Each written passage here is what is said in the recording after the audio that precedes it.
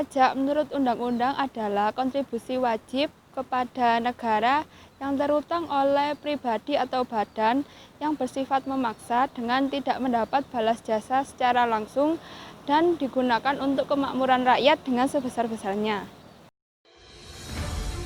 Dengan digalakkannya kesadaran akan pajak ini, diharapkan Indonesia akan menuju kesejahteraan yang selama ini diharapkan.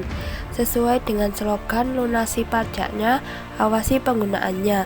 Tidak hanya suara dan gaungnya semata yang nyaring, namun bisa benar-benar terwujudkan bahwa pajak menjadi pendapatan utama negara yang diperuntukkan dan dikelola dengan transparan dan akuntabel bagi kepentingan masyarakat sendiri. Jika masyarakat tidak membayar pajak, maka pembangunan tidak berjalan dengan baik dan lancar. Uang negara juga tidak cukup untuk membayar kebutuhan negara dan hutang negara, dan mengakibatkan pertumpukan hutang.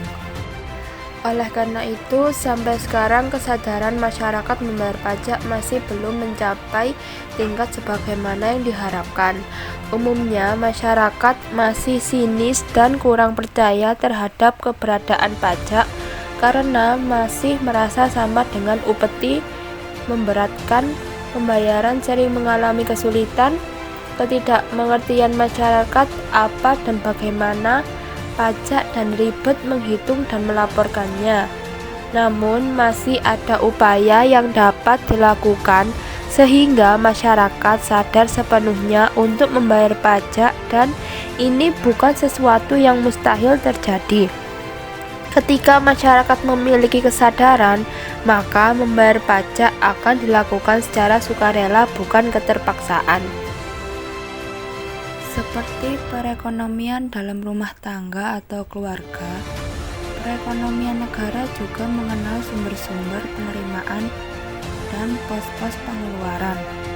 Pajak merupakan sumber utama penerimaan negara yang menyumbang sekitar 70% dari seluruh penerimaan negara.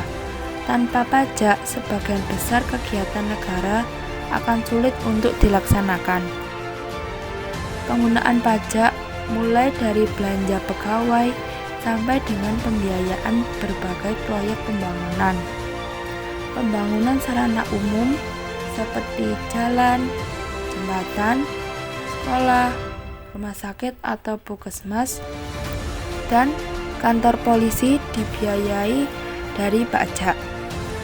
Penggunaan infrastruktur, biaya pendidikan, biaya kesehatan, subsidi bahan bakar minyak atau BBM, gaji pegawai negeri, dan pembangunan fasilitas publik semuanya dibiayai dari pajak.